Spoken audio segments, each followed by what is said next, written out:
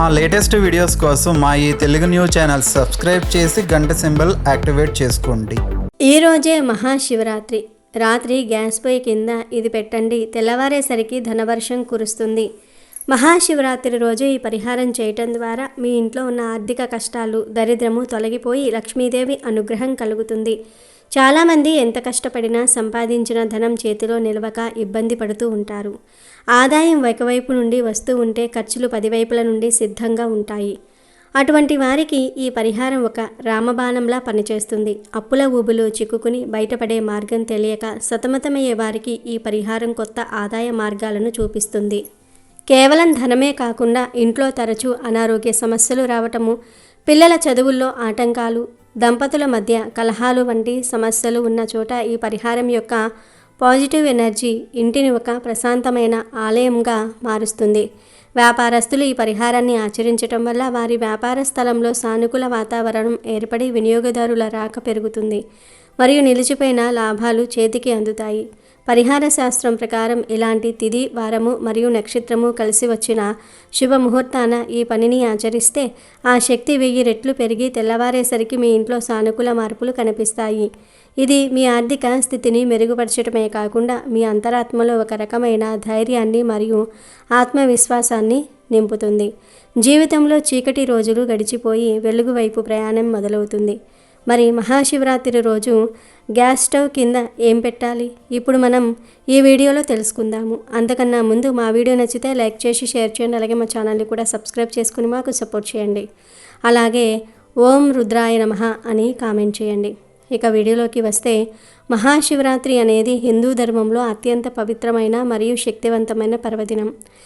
ఈ రోజున ముక్కోటి దేవతలలో సనాతుడైన శివుణ్ణి భక్తి శ్రద్ధలతో ఆరాధిస్తే కోరిన కోరికలన్నీ నెరవేరుస్తాడని భక్తులందరి నమ్మకం. ఈ జగత్తును పాలించే పరమేశ్వరుడికి ఎంతో ప్రీతిపాత్రమైన రోజు మహాశివరాత్రి. ఈ రోజున విశ్వమంతా అపారమైన ప్రాణశక్తి మరియు తేజస్సుతో నిండి ఉంటుంది. ముఖ్యంగా ఈ రాత్రి వేళల్లో గ్రహాల స్థితిగతులు అత్యంత అనుకూలంగా ఉంటాయి కాబట్టి రాత్రి 8 గంటల నుండి 12 గంటల మధ్య సమయం అనేది ఒక సిద్ధ ముహూర్తంలా పనిచేస్తుంది. ఈ సమయంలో చేసే ఏ ప్రక్రియ అయినా ప్రకృతి శక్తులను వేగంగా ఆకర్షిస్తుంది. మన ఇంట్లో ఉండే వంటగది కేవలం ఆహారాన్ని వండుకునే చోటు మాత్రమే కాదు, అది సాక్షాత్తు అన్నపూర్ణాదేవి నివాసం ఉండే పవిత్ర స్థలం. అందులోనూ గ్యాస్ స్టవ్ లేదా పొయ్యి అనేది అగ్నిదేవుడికి ప్రతీక. పరిహార శాస్త్రం ప్రకారం అగ్నితత్వం ఎక్కడైతే ఉంటుందో అక్కడ దారిద్ర్యం మరియు ప్రతికూల శక్తులు నిలబడలేవు. మహాశివరాత్రి వంటి పవిత్రమైన రోజున గ్యాస్ పొయ్యి కింద ప్రత్యేక శక్తులు కేంద్రీకృతమై ఉంటాయి. సూర్యుడు ఆరోగ్యానికి మరియు ఐశ్వర్యానికి కారకుడు కాబట్టి ఆయన జన్మదినమైన ఈ రోజున ఇంటిలోని అగ్ని మూలాలను అంటే వంటగదిని చైతన్యపరచడం ద్వారా లక్ష్మీ కటాక్షం సిద్ధిస్తుంది. గ్యాస్ స్టవ్ కింద ఉండే ఆ ప్రదేశం భూమికి మరియు అగ్నికి మధ్య ఉండే ఒక సంధి స్థలం వంటిది. ఈ రాత్రి 8 నుండి 12 గంటల మధ్య ఆ ప్రదేశంలో శాస్త్రోక్తంగా మార్పులు చేయటం వల్ల ఇంట్లోని నెగిటివ్ ఎనర్జీ అంతా తొలగిపోయి ధన ప్రవాహానికి ఉన్న అడ్డంకులు పటాపంచలైపోతాయి. సూర్యరశ్మి పడని రాత్రి వేళల్లో కూడా సూర్యతత్వాన్ని మన ఇంట్లోకి ఆహ్వానించడానికి గ్యాస్ పొయ్యి ఒక మాధ్యమంగా మారుతుంది.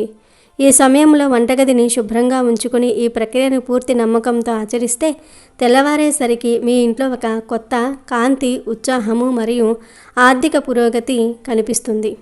మహాశివరాత్రి రోజున సూర్యుడి అనుగ్రహం అగ్ని రూపంలో మన ఇంటిని ఆవహించి ధనవర్షం కురిపించేలా దారి చూపిస్తుంది. ఈ ముహూర్తాన్ని అస్సలు వదులుకోకుండా ఉపయోగించుకోవటం వల్ల మీ దారిద్ర్యం తొలగిపోయి అఖండ ఐశ్వర్యం నిలుస్తుంది. పరిహార శాస్త్రంలో మనం నిత్యం చూపే ప్రకృతి సిద్ధమైన వస్తువుల వెనుక అనంతమైన శక్తి దాగి ఉంటుంది. ఈ విశ్వంలో ప్రతి పదార్థం ఒక ప్రత్యేకమైన కంపనాన్ని కలిగి ఉంటుంది. ఆ శక్తులను మనకు అనుకూలంగా మార్చుకోవటమే పరిహార శాస్త్రం యొక్క ముఖ్య ఉద్దేశం. దీనికి కావలసిన వస్తువులు చాలా సామాన్యమైనవి, కానీ వాటి వెనుక ఉన్న ఉద్దేశం చాలా గొప్పది. ముందుగా ఒక ప్లేట్ తీసుకోండి. అది స్టీల్ ప్లేట్ అయినా లేదా రాగి ప్లేట్ అయినా పర్వాలేదు. ఆ ప్లేట్లో 2 గుప్పిళ్ళ గల్లులుప్పు వేయాలి. ఉప్పు అనేది లక్ష్మీదేవి స్వరూపం అని మనం అంటాము. అంతేకాకుండా ఉప్పుకు నెగిటివ్ ఎనర్జీని పీల్చుకునే గుణం ఎక్కువగా ఉంటుంది. ఈ ఉప్పును ప్లేట్ నిండా పరిచి దానిపై గుండ్రంగా పసుపును చల్లాలి. పసుపు మంగళకరమైనది మరియు క్రిమి సంహారిణిగా పనిచేస్తూనే మన జీవితంలో శుభాలను కలిగిస్తుంది. ఇప్పుడు ఆ పసుపు మధ్యలో కుంకుమను వేయాలి. కుంకుమ శక్తికి సంకేతం. ఇలా ఉప్పు పసుపు కుంకుమలతో సిద్ధం చేసుకున్న ప్లేట్ మధ్యలో ఒక రూపాయి కాయిన్ ఉంచాలి. అయితే ఈ కాయిన్ పెట్టే ముందు మీరు ఒక ముఖ్యమైన పని చేయాలి. ఆ రూపాయి బిళ్ళను మీ చేతిలోనికి తీసుకొని కళ్ళు మూసుకొని మీకు ఉన్న ఆర్థికపరమైన ఇబ్బందులు అంటే డబ్బు పరంగా ఉన్న సమస్యలు, అప్పుల బాధలు లేదా రావాల్సిన ధనం రాకపోవటం వంటి విషయాలన్నీ మనసులో తలుచుకోవాలి. మీ కష్టాలన్నీ ఆ కాయిన్ ద్వారా తొలగిపోవాలని కోరుకుంటూ దానిని ఆ కుంకుమ మధ్యలో ఉంచాలి. దీని తరువాత ఒక లవంగం తీసుకోండి. లవంగం అనేది కేవలం సుగంధ ద్రవ్యం మాత్రమే కాదు, తంత్రశాస్త్రంలో దీనికి విశేష ప్రాముఖ్యత ఉంది. ఈ లవంగాన్ని కూడా మీ చేతిలో పట్టుకొని ఇతరుల వల్ల మీకు కలిగే ఇబ్బందులు అంటే ఎదుటివారి అసూయ, నరదృష్టి, మీపై ఉండే ఏడుపులు లేదా మీ ఎదుగుదలను చూసి వారవలేని వారి వల్ల కలిగే ఆటంకాలన్నీ తొలగిపోవాలని బలంగా కోరుకోవాలి. నరదృష్టికి నల్లరాయి కూడా పగులుతుంది అంటారు. అందుకే అలాంటి దృష్టి దోషాలన్నీ పోవాలని సంకల్పం చెప్పుకొని ఆ లవంగాన్ని రూపాయి బిళ్ళ మీద ఉంచాలి. ఇప్పుడు ఆ ప్లేట్ను 2 చేతులతో పట్టుకొని మీ కులదైవాన్ని లేదా శివుణ్ణి స్మరిస్తూ మీ కోరికలు నెరవేరాలని, మీ ఇంట్లోని దరిద్రం వదిలిపోవాలని గట్టిగా సంకల్పం చెప్పుకోవాలి. ఆ తర్వాత ఈ ప్లేట్ను మీ వంటింట్లోని గ్యాస్ స్టవ్ కింద భద్రంగా పెట్టాలి. దీనిని కనీసం వారం రోజుల పాటు అలాగే ఉంచాలి. వారం రోజుల తర్వాత అంటే 8వ రోజున ఉదయాన్నే నిద్రలేచిన వెంటనే స్నానం చేయకముందే ఈ ప్లేట్ను తీయాలి. సాధారణంగా పూజా కార్యక్రమాలకు స్నానం చేసి వెళ్తాము, కానీ ఇలాంటి దోష నివారణ పరిహారాలకు స్నానం చేయకుండానే ఆ నెగిటివ్ ఎనర్జీని బయటకు పంపించేయాలని శాస్త్రం చెప్తోంది. ఆ ప్లేట్లోని ఉప్పు, పసుపు, కుంకుమ మరియు లవంగాన్ని తీసుకుని వెళ్ళి ఏదైనా చెట్టు మొదట్లో పోసేయాలి. అంటే మనుషులు తొక్కని చోట లేదా పచ్చని చెట్టు మొదట్లో వేయటం ఉత్తమం. ఇక రూపాయి బిళ్ళ విషయానికి వస్తే దీనిని మాత్రం మీరు తిరిగి ఇంట్లోకి తీసుకురాకూడదు. ఎందుకంటే ఆ కాయిన్ ద్వారా మీ సమస్యలన్నీ బయటకు పంపేశారు కాబట్టి దానిని మీ దగ్గర ఉంచుకోవటం మంచిది కాదు. సాధారణంగా మనం పూజల్లో ఉపయోగించే రూపాయి బిళ్ళలను పదిలంగా దాచుకుంటాము, కానీ ఇలా దరిద్రాన్ని వదిలించుకోవడానికి చేసే పరిహారాలలో వాడే వస్తువులను మాత్రం నదిలో కలపటం లేదా ఎవరికైనా దానం చేయటం చేయాలి. ఆ కాయిన్ పారేయడానికి వెళ్తున్నప్పుడు మీకు ఎవరైనా భిక్షగాడు ఎదురైతే వారికి ఆ కాయిన్ ఇచ్చేయండి. ఇలా చేయటం వల్ల మీ కష్టాలు తీరిపోయి ఆ రూపాయి బిళ్ళతో పాటు మీ దరిద్రం కూడా మీ ఇంటి నుండి వెళ్ళిపోతుందని నమ్మకం. ఈ పరిహారం చేసేటప్పుడు పూర్తి నమ్మకంతో మరియు ఏకాగ్రతతో చేయటం ముఖ్యం. మహాశివరాత్రి వంటి పవిత్రమైన రోజున ఇలాంటి చిన్న చిన్న పరిహారాలు పాటించటం వల్ల మానసిక ప్రశాంతత లభించడమే కాకుండా ఇంట్లోని ప్రతికూలత పోయి లక్ష్మీ కటాక్షం కలుగుతుంది. నెగిటివ్ ఆలోచనలు పోయి పాజిటివ్ ఎనర్జీ ఇంట్లోకి ప్రవేశిస్తుంది. ఇది పెద్దల కాలం నుండి వస్తున్న నమ్మకం కాబట్టి పద్ధతి ప్రకారం చేస్తే మంచి ఫలితం ఉంటుందని భావిస్తారు. ఈ ప్రక్రియ పూర్తయ్యాక మీ మనసులో కలిగే మార్పును మీరు గమనించవచ్చు. మరింత ఉత్సాహంతో కొత్త ఆశలతో మీ పనులను ప్రారంభించవచ్చు. శివుని కృప మరియు ప్రకృతి శక్తుల తోడ్పాటుతో మీ ఆర్థిక స్థితిగతులు మెరుగుపడతాయని ఆశించండి. వారం రోజుల పాటు స్టవ్ కింద ఉంచినప్పుడు ఆ ప్లేట్ను ఎవరూ కదిలించకుండా చూసుకోవటం మంచిది. వీలైనంత వరకు దీని గురించి ఇతరులకు చెప్పకుండా రహస్యంగా చేయటం వల్ల ఫలితం త్వరగా ఉంటుందని పెద్దలు చెప్తూ ఉంటారు. కనుక ప్రతి ఒక్కరూ ఈ శివరాత్రి రోజు మర్చిపోకుండా గ్యాస్ స్టవ్ దగ్గర ఈ పరిహారాన్ని చేయండి. శుభ ఫలితాలను పొందండి, ఆనందంగా జీవించండి.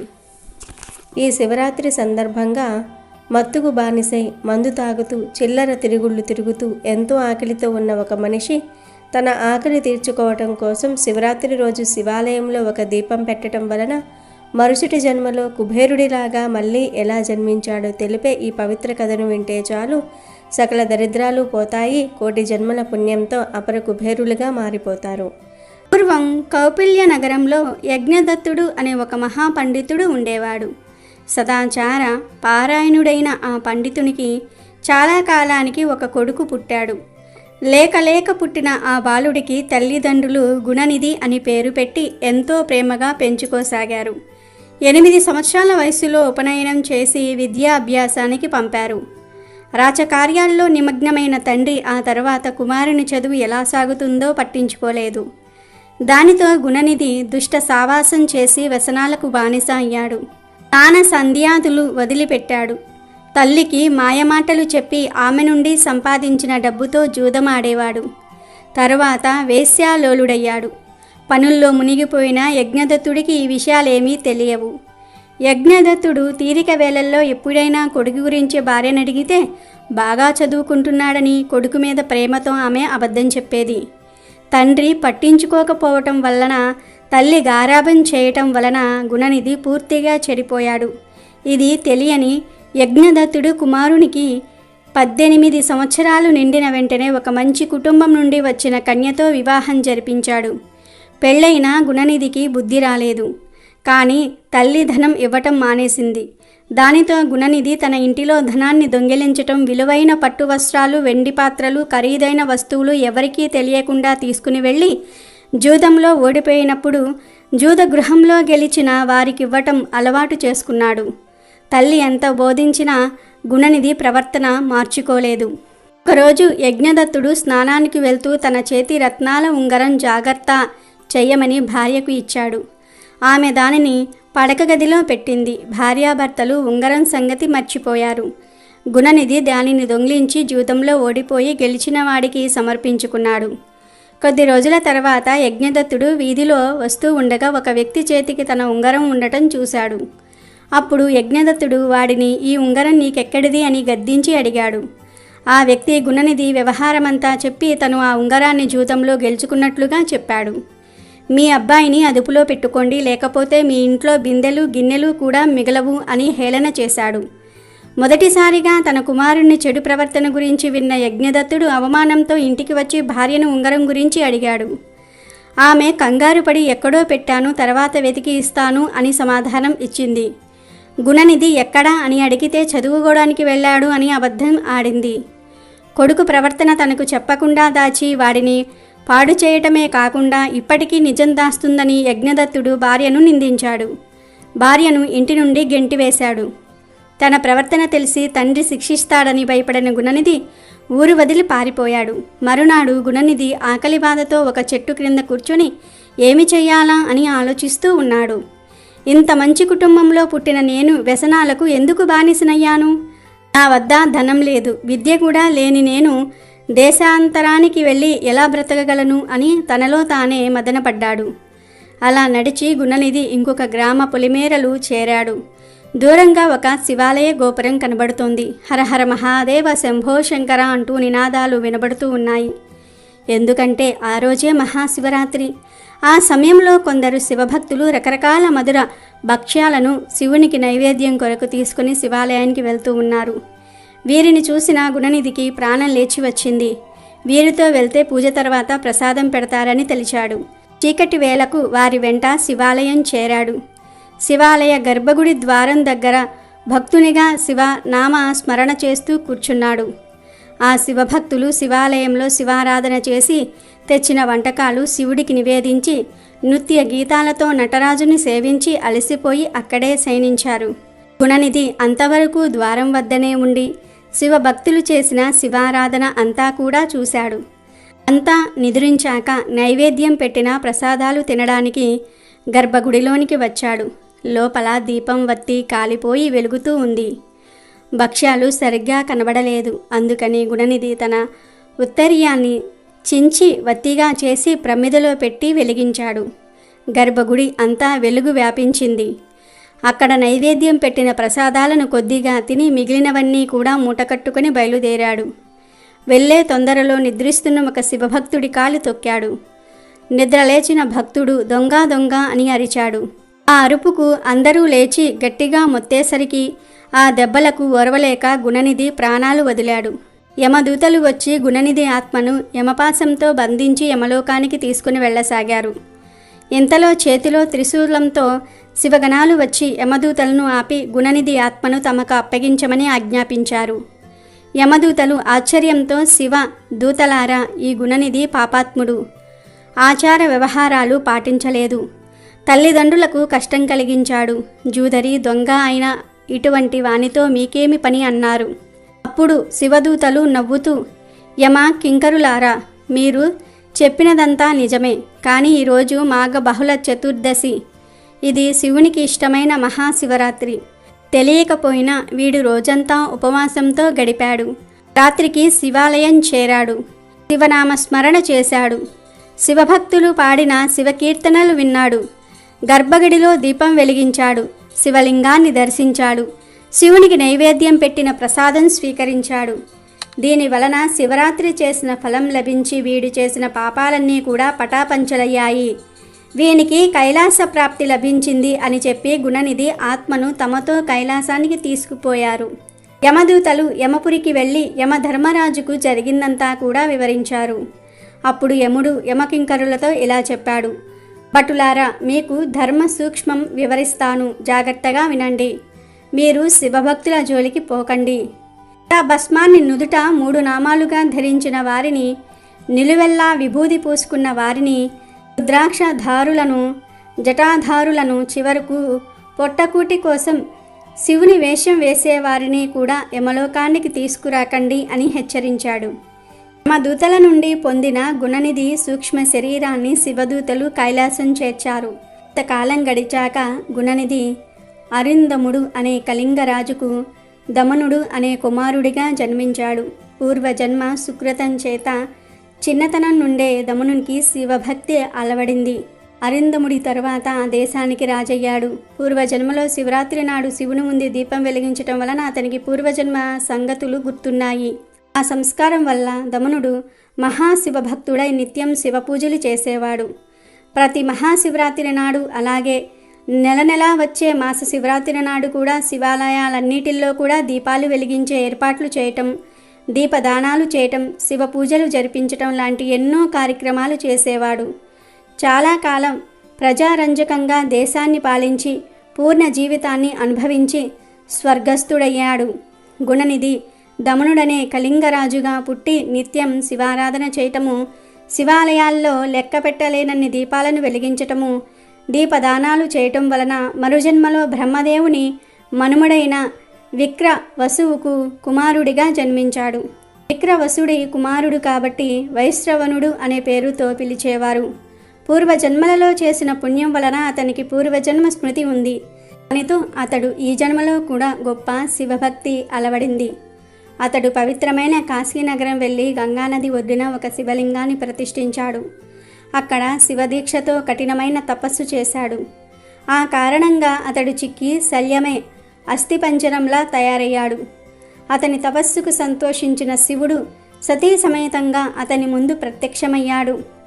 శంకరుని స్పర్శతో వైశ్రవునికి పూర్వరూపం వచ్చింది. వైశ్రవణుడు కళ్ళు తెరిచి చూశాడు. ఎదురుగా శివుడు, శివుడికి ఎదురుగా సతీదేవి కనబడ్డారు.